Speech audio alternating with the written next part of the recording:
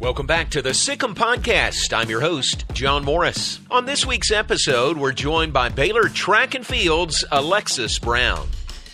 The 2024 Indoor All-American is in the midst of an incredible senior year for the Bears, but getting to this point in her career has not come without some challenges. I never had injuries. I didn't know how that felt, being one of the top people in your events to go into college and you're not doing anything. You start having these doubts, am I still good enough to be here? Is track really what I should be doing? All these thoughts that just played in my mind that caused me to develop anxiety, depression, it was really bad and I was all alone. But that also helped strengthen my faith, and going through that brought out a new faith in me that I didn't think was possible, but God showed me it is possible, and just to keep trusting Him. Now, Alexis is fully healthy and at her best and is continuing to strive for excellence. Alexis, welcome to the Sic Em Podcast. Thanks for having me. Great to have you with us. We've had a nice conversation before the cameras started rolling, so we'll just keep our conversation going. Perfect. How about that? Perfect. I'm Good. excited. Great. Track and field for you. Transferred to Baylor from the University of Florida. We'll talk all about that. Grew up in Kennedale, up near Fort Worth. What was that like growing up? It was fun. It's a really small city. No one really hears of it. I always tell people I'm from the Dallas-Fort Worth area because they don't really know where Kennedale is. But it was just a small city. Everyone knew everyone, so that was always cool. I never had to worry about getting lost in my big high school because it was a 4A school. But nothing really happened in Kennedale, so it was cool. I was close to big cities, so that always helped. But I had my family, I had my friends, and that's all I really needed. Sounds like a pretty good upbringing to me. Yeah. How about sports, athletics? Early on, what were you into? Yeah, no, my first sport was soccer. I played soccer up until I was in 7th or 8th grade. I just kept getting injured. I didn't think I was tough enough to play soccer, especially the older I got. I tried volleyball, basketball. My dad was a college basketball coach, played basketball, so I gave it a shot, but ultimately, I was no, I'm just going to stick to track. When I first started track, I hated it. I hated running, but it started becoming fun the better I got. So I was let's just keep doing this. Isn't that funny when you hated it when you first started it? Hey, I would cry before practices. Really? Yeah, it was bad. It was bad. Well, you stuck with it. Yeah. Your dad coached at UTA or played at UTA? Yeah, he played at UTA, and then he started coaching at UTA, and then he went to SMU, and then he was at TCU. Yeah, very cool. That is great. So soccer to start was kind of your favorite, and then eventually you get around to track and field. You quit crying going to practice. And when did you really develop a love for track and field? It probably wasn't until my sophomore year of high school. I think that's when I started seeing okay, I think I have potential. I started getting invited to these cool and bigger meets, and I was this is fun. I get to travel and do something fun. I started trying different events and stuff like that. So I think that's when it became something I wanted to keep doing. Good. Yeah. Just you find your path to that sport. What about in the events in track and field? Was there kind of a testing of different events till you found your right Yeah, ones? no, I used to run the 400, the 800, just whatever, my coach threw me in. And then I started just becoming a sprinter. I did the 100, 200 relays. And then going to a small school, my sophomore year, they're let's just try long jump. Let's get points, try to score. So I was okay, I'll do it. I didn't have long jump spikes. I was just in my little sprinter spikes. And I jumped. I made it to district, then area, then regionals. And then I won, actually, state my sophomore year. I jumped 20 feet. And I didn't at the time realize that was a big deal for a high schooler. I was just I just won. I didn't know 20 feet was this big deal. So I did that. And then I was maybe I'll become a sprinter and a jumper. But jumping was still inconsistent. It wasn't something I practiced. I just showed up to a meet and did it. Wow. So yeah. All natural, it sounds I guess so, yeah. That's amazing. So nothing against your coaches in high school, but it sounds like you were just kind of doing this on your own and figured out, you were pretty good at it. Yeah, no, high school track, in high school, my coach, he was a football coach who just kind of did track on the side. So my dad, when I started getting serious about track, he was finding me trainers, and I would train with them on the side, but it was only like for sprinting purposes. Like I didn't have a long jump coach until I got to college. Yeah. So it's still something like I'm learning, and it's still something like I'm growing in. So it's just exciting. Good. Yeah. The recruits notice you if you win state in the state of Texas. Yeah. You're going to get recruited, right? For sure. You're going to get a lot of interest. What was that like for you? It was crazy. It was like this unreal thing. I didn't really know what to expect. I mean, my dad being a college coach, like that helped a lot. He helped guide me. I had support from him, my mom, just everyone. But it was still so surreal, like seeing these schools in my home, seeing them reach out to me. It was like, whoa, it was this big deal. I remember some nights I'd cry because I was so stressed. Like, this is a big decision. Like, where am I going to go? So it was very stressful, but having that support system of like my family helped so much. Good. Yeah. And you always liked Florida. Yeah. University of Florida. Yeah. Growing up, that was like my dream school. Yeah. Why was that? Their chant. Like, oh, really? Yeah, I like fell in love with their chant. I saw it on TV and I was like, oh, like that's cool. Yeah. And my dad was always like, you know what, if this is where you want to go, like you have to work hard. So he pushed me. I remember one Christmas he bought me like all Florida Gator stuff. And stuff like that. I took my visit there. They came to my home, and I was like, I think this is where I'm going to go. It came down to them in the University of Kentucky. And I was like, I think if I want to sprint and jump, Florida will probably be my best bet. So I went with it. Very good. Yeah. Pretty good sprint background at the University of Florida in their history. Yes, for sure. So you go there, and was it everything you thought it would be, hoped it would be? Or then some injuries kind of factor in also? Yeah, I think it was hard. Just like going from having my family every day to not having them at all was super hard. I'm like 17 hours away. I'm like on my own for the first time. And I'm like, how do I do this? But I got like adjusted to it. But then the injuries kept happening. My freshman year, I'm training is going really well. I'm excited.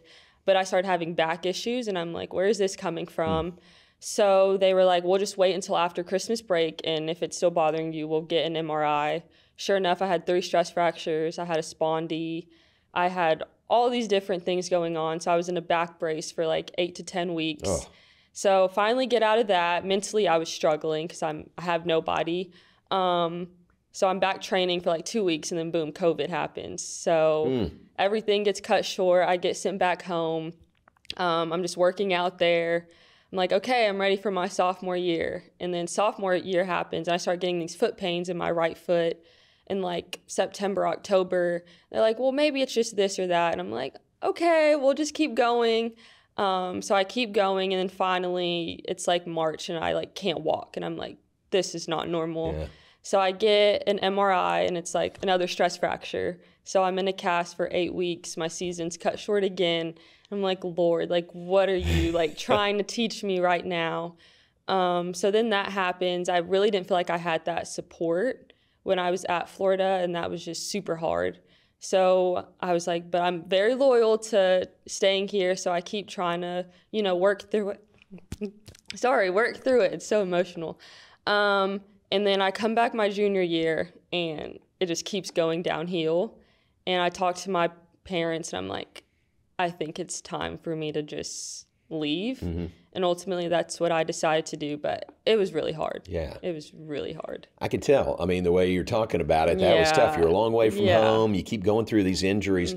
I'm guessing you really didn't have to go through a lot of injuries or rehab, prior to that. Yeah, no, I never had injuries. Like, I didn't know how that felt, being one of the top people in your events to go into college and you're not doing anything. You start having these doubts, like, am I still good enough to be here? Is track really what I should be doing? All these thoughts that just played in my mind that caused me to develop anxiety, depression. Like, it was really bad. And my parents didn't fully know what I was going through because they were so far away. I didn't want to stress them out. So I kind of just like kept it to myself. I didn't really have the best relationship with my coaches at Florida or my teammates. So it was like I was all alone. And that's when I was like, this is the time to lean on God. But at the time, it was so hard to like seek him because it's like, if he loved me so much, why am I going through this? But that also helped strengthen my faith. And going through that brought out like a new faith in me that I didn't think was possible. But God showed me like it is possible, and just to keep trusting him And that's ultimately like why I'm sitting here today. Wow. It's because of that faith. What a great testimony. Yeah. I mean, you didn't have anybody else to turn to really, but you turned to God, and your faith helped give you the strength to make you pull you through that. Yeah, for sure. Yeah. So you make the decision, you just need a new place, right? You need to come home. What was the process like that led you to Baylor? Yeah, I mean, it was stressful going into it. I remember like telling my parents, like, what if no one wants me? Like, I haven't done anything. I'm injured right now. Like, I've gone through all these injuries. I don't have the times. I don't have the marks. And my parents were like, you have faith, and that's all you need. Just like trust it. If a school wants you, like, they'll want you. And I was like, okay, like, I'll settle for whatever school comes my way if it's a smaller school. But I just knew my mental health at that point was just the most important thing. So entering the portal was scary because you just don't know what to expect and stuff like that. And my dad, before I entered the portal, was like, okay, make a list of schools you'd want to go to. And I remember Baylor being like on the top of the list. I knew Coach Ford, Coach Stacy from high school. Good. And I was like, I loved that relationship. I loved Baylor. I loved Waco. But out of high school, I was stubborn. I was like, I want to get as far away from Texas as possible. So whenever Coach Ford like reached out to me, it was just like smooth sail from there. I was like, this is the place God is leading me to be. Yeah. So let me backtrack a little bit because you're at Florida and you're going through the injuries and you mentioned it. Then COVID hits. Yeah. So that's just a whole nother layer of, things that you have to deal with. Yeah, no, it was hard. I was like finally getting back going after being in a back brace, and then COVID happens and no one knows like what to expect. It's like the middle of March and they're like, okay, we'll be back in April. And then April happens and I'm still back home and they're like, okay, let's maybe wait until like May or June. And it just keeps getting pushed further and further back. And then finally August happens. And I think COVID also allowed me to find my faith again because I'm at home. I'm still kind of like going through the motions. I found a church back home that I was going to, and everything. I think COVID helped me more than it hurt me, which may sound kind of funny, but everything just like life, my perspective of everything kind of changed. But then going back to Florida, everything started hitting again. So it was just like a roller coaster of emotions. Yeah. So when you make the decision to transfer, Baylor's on your list, maybe at the top of your list. How does what's the first contact you have from Baylor? Yeah, no, it was from Coach Ford. I mean, I grew a very close relationship with him in high school. Even like before high school, I was coming to like Baylor camps for track and basketball. Like I grew up, I was like, maybe Baylor is where I like want to go. So Coach Ford reaches out to me and we kind of just talk like about everything. Like why are you transferring? You know, you have all these injuries. Like, are you better now? So he got a better understanding of everything that, sort of happened. And then from then on out, it was just making everything happen. Great. Yeah. You come to Baylor. Is the foot injury, is your back okay? Your back's okay at this point. But now you've got this kind of nagging, ongoing foot injury or injuries, plural. You just couldn't find an answer to that? Yeah, no. I mean, I went all of off season my first year here, and it was fine. Like, I didn't have any issues with my foot, and I was like, okay, this is great. And then after the first meet, something just like didn't feel right in that foot. And I was like, what's going on? Like, it was swelling, there were bruising. And I was just like, was it like, did I sprain it somehow? And I didn't know. But I kept trying to train through it and it just wasn't working. So they were like, okay, let's get an x-ray and MRI, see what's happening. And then they take me to a doctor in Austin who specializes like with the feet. And so I go to him and he was like, well, you do have like an extra bone. And I was like, an extra bone? This is the first you've ever heard this? Yeah, the first time I ever heard of it. It's called like ostrigonum. Okay. So I did some research on it and I was like, oh, like it's cool, but it's also like what is this? Like, right. It was kind of like one of those like weird things. And he was like, there's two options. You either get it removed or you keep it in and you still have, the injuries that could occur from it, or you just kind of fight through the pain. But at this point I was like, I fought through so much pain that I think the best bet is to get it removed. And so I went to him in January. I tried to finish indoor season, but it just wasn't going well. So March comes around and I get it removed and Yeah. Wow. Yeah. So the bone, explain to our viewers and listeners, is it on the top of your foot, the bottom? It's more back in the back? Yeah, it's more like by the Achilles. So they took a scope and they went in on both sides of my Achilles and they just like drilled right in and removed the bone. It was like a 2-hour process. So it wasn't like that big of a deal. But yeah, he just went right in and removed it. I wish I would have kept it, but I was too gone. I was going to ask you. Yeah. Did they give you a bone fragment? Yeah, I know. I should have asked for it, but I was on, meds and I just totally forgot to ask for it. So yeah, so they went in, took it out, and I just started rehab. Wow. So, yeah. Wow. And so what's the rehab like after that surgery? I think it was more of like a mental battle. Like, am I going to be able to walk again? Like, it was so painful. I never had surgery. That was my first ever surgery. So I didn't really know, like, what to go about it for. And I was just like, we're just going to go with the flow. So I was in a boot for about 3 to 4 weeks, like, non-weight bearing. And then I went back to him. He's like, all right, we can start back moving. It's not like anything was broken. You just went in and removed a bone. So I remember walking on it, and I was like, oh, this hurts, and stuff like that. So I think that was another mental thing, like, how am I going to get through this pain? Right. And stuff like that. But I stayed here over the summer. I was here every day, just rehabbing, trying to get back to where I wanted to be. I had goals that I had since my freshman year that I'd never met. So I was like, this is the time to go for it. You're healthy. Everything seems to be falling in line. So I stayed here with my trainers, and I was in rehab every day. Once I was able to start back like running, I was running as much as I could. So good. Yeah.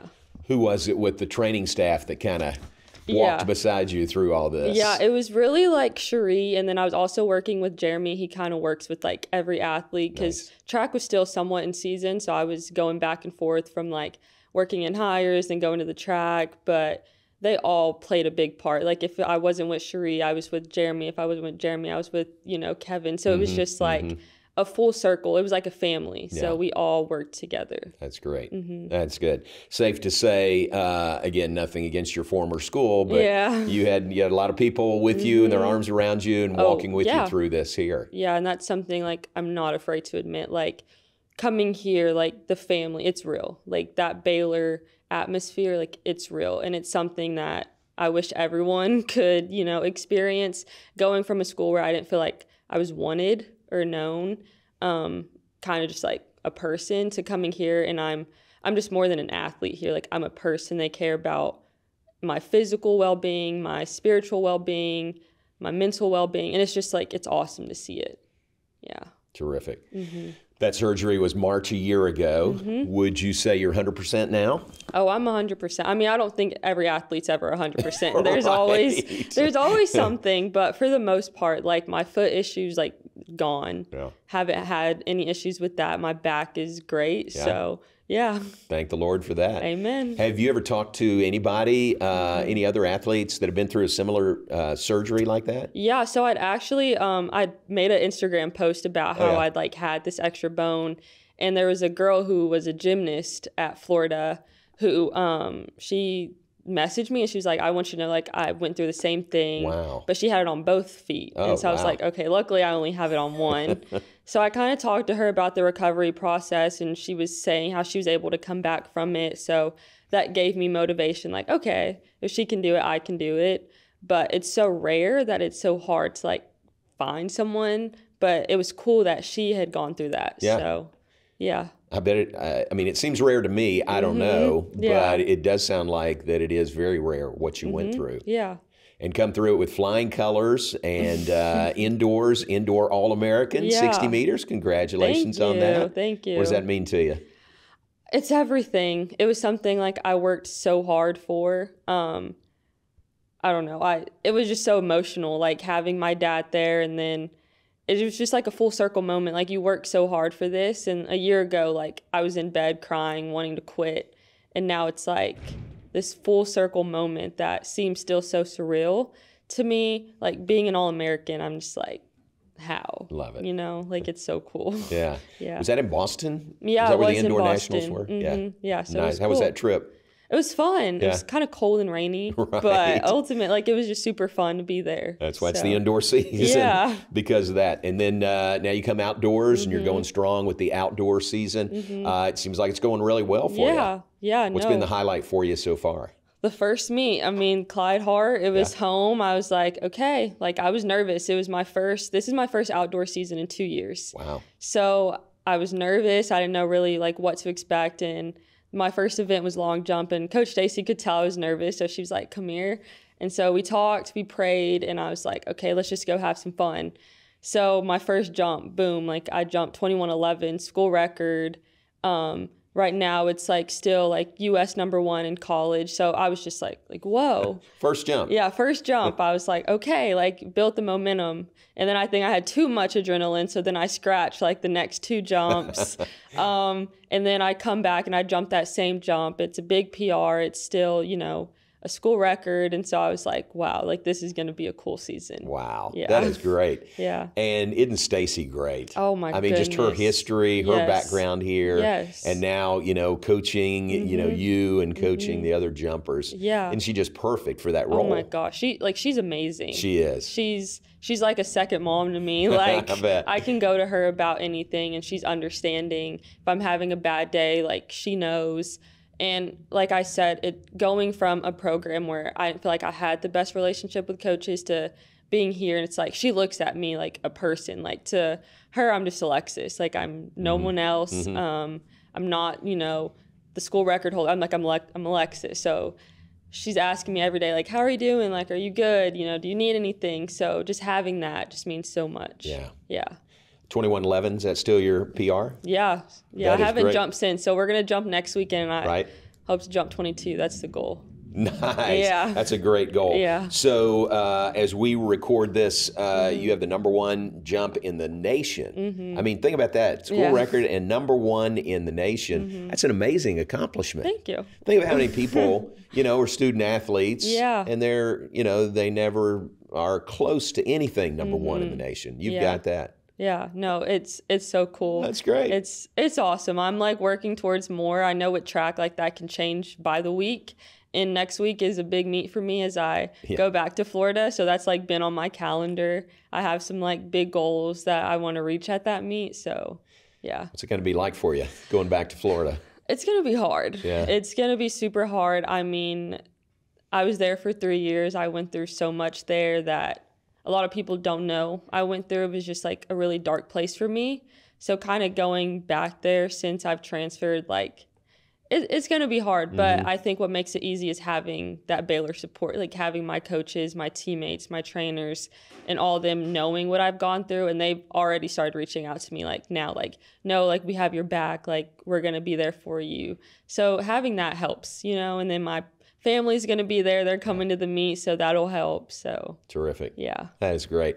Well, good luck there. Thank you. And then come back home, the Michael Johnson Invitational, which is a big meet here. Yeah. That'll be fun, won't it? Should be so fun. Hopefully warmer by then. Yeah, no, it's going to be so fun. I love like competing here. The atmosphere is great. Like fans show up here and I'm like, okay, Baylor, like I see you. So it'll be fun having like those 2 meets back to back. Like they're both big meets, and it ultimately prepares you for Big 12s and then regionals and nationals and then whatever else. Yeah, it's on the calendar. A lot of people know when the Baylor home meets are. And Clyde Hart Track and Field Stadium is so great. And so that'll be fun when you get there. So you'll long jump, 100, open 100, relay. Yeah. Anything else? No, that's all. That's enough. That's enough. That's great. Yeah. How do you feel? Do you feel like, this may not be a fair question, is long jump your #1 and sprinting your #2? Are they even, or what would you say? I just have a love for the both of them. Yeah. I think they both make me so happy. They're both so different. Like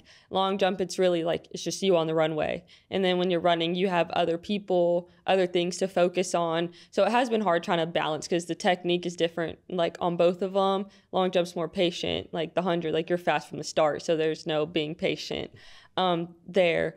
But seeing my success in long jump, I think it's like my focus has kind of changed from like only being a sprinter to like, okay, like I can jump too. But I still practice hard in both of them because ultimately like I want to be great in both of them. Absolutely. So I think just having that mindset helps a lot. What's your PR in the 100? So it's 11.4. Okay. So I'm trying to get down to like 11.2, 11.3, Yeah. but yeah. Any particular routine you go through, before a jump or before a race? Yeah, no, I always just like talk to myself. Like people probably look at me like before I'm on the runway, like I'm like talking to myself, like slapping. You talk inside your head or you talk out loud? No, I talk out loud. Oh, do you? Okay, yeah, I'm good. like, come on, Alexis, like let's go. And people stare at me, but it's fine. But I kind of like before every jump, every run, like I just take a moment and say a little prayer and ask God, like, I'm just letting it go and I'm letting you dictate whether this is a good jump, a bad jump, and whatever happens, like, I know it's in your hands, so I'm just going to let it go and let God. That's kind of what I do. I love it. Yeah. And whatever you're doing, keep doing it because Yeah. it's working Yeah. really well for you. Would it be safe to say, I think I know the answer to this, but the faith aspect of Baylor and the coaching staff, for track and field, that's ultimately how you ended up here. Yeah, no, 100%. I mean, just being in Baylor, like I feel like my faith has just like radiated and grown so much. I'm able to share it with others, share my testimony. And when people hear my story, they're just like, wow. So, I mean, my faith has strengthened being here around people who have the same mindset as me, have the same faith as me. Like I'm getting invited to small groups, which that never happened, like, in the past, or everything just like changed when I got here. And I think that is why I'm having success, is because of my faith, because having other people that have a faith and they pray for you, they pray with you. And I think that's just so big. Love that. Yeah. And you've got a great platform, and it's only going to get bigger and bigger. And it sounds like you're not shy about using that platform. Yeah, no, not at all. Like anyone who knows me, I want people to know, like, first and foremost, like she's a child of God. Like everywhere I go, I want people to know, like, that's who I am. Like, forget being a track runner. Like, I want people to know about my faith, about who I represent, and, like, whose I am. And I always say, like, I know who I am because I know whose I am. So as long as I keep that going, like, the sky's the limit. Yeah. On the track, what are your goals the remainder of this season? Oh, I mean, in long jump, I just want that 22-footer. Like, I'm an inch away, so I'm like, it's right there. So, and of course, like, I want to be Big 12 champ in long jump. I want to win nationals. I think that's just like the goal, and it's right there, and I know it's right there. I just have to keep staying focused and keep working hard. And then in the 100, just like having fun. Like, I haven't ran 100 in 3 years, so I'm still getting back used to it. I want a PR like every meet, so 11.3, 11.2. I just want to make finals at Big 12s and then make it to regionals, and then whatever happens. Nice. Yeah. What leg do you run in the relay? Right now I'm third leg. Okay. Yeah. Very So good. that's fun. Cool. Yeah. Well, thanks for sharing your story with us. What about off the track? Do you have any hobbies that you do? Anything to kind of just get away from track that you like to do? I'm a big reader. Okay. Yeah, I love reading books. That's like my favorite thing to do right now. If I'm not reading, I'll watch Netflix or Hulu, or I'm playing with my dog. So I like to make my, hobbies kind of like my main focus outside of track. Like, I'm at the track for 2-3 hours, and once I leave, like, I want to stop thinking about it. I don't want to think too much about it because I'll just lose myself. I'll just go crazy. So I kind of like to venture out, try new things, and yeah. What kind of dog do you have? I have a pit. What's his name? Nala. Him or her? It's a she. Yeah. Nala. Nala. That's good. my girl. So. And what are you majoring in? So I'm an HKLS major, health kinesiology, and then I'm actually going to apply to the MBA program. Ooh. So yeah, that'll be exciting. Health kinesiology. I mean, they could put you up in front of the class and say, look what she's come through. Look what she did, right? I know, right? You'd be a subject in your own class. No, I have been. I've been like people's like projects. I'm like, go for it. Like, I'll give you all my consent. So that's funny. Yeah. Very good. All right, final question for you. We like to ask this of all of our guests on the Sic Em Podcast. Okay. When your time at Baylor is done, how would you like for Baylor fans and everyone to remember Alexis Brown? Oh, just like who she was. Like, not even really what she accomplished, but like she was just this outgoing person who really gave like her all. She had this like passionate faith, and she was just loving and caring. I just want to be remembered as like a good person rather than a good athlete. And I just hope like I leave a footprint, but also that people who are going through stuff, like, they understand like it's going to be okay. And even if it seems dark right now, like there's always a light at the end of the tunnel, and God's plan never fails. And I just want people to know, like, you're going to be okay, even if it doesn't seem like that right now. But when I leave here, just knowing like Baylor is the reason why I'm having success right now. You're an inspiration. Yeah. You really are. Thank you. Thanks for being with us. Continued success. Yeah, thanks for having me. Thanks again for joining us for the Sic Em Podcast, a sport and story production. If you enjoyed this conversation with Alexis Brown, head over to BaylorPlus.com or the official Baylor Athletics YouTube channel, where you can watch the premium video version of this podcast. Be sure to subscribe to the show wherever you get your podcast, leave a review, and tell your friends about us. I'm your host, John Morris, and I hope you'll join us next week on another edition of the Sic Em Podcast.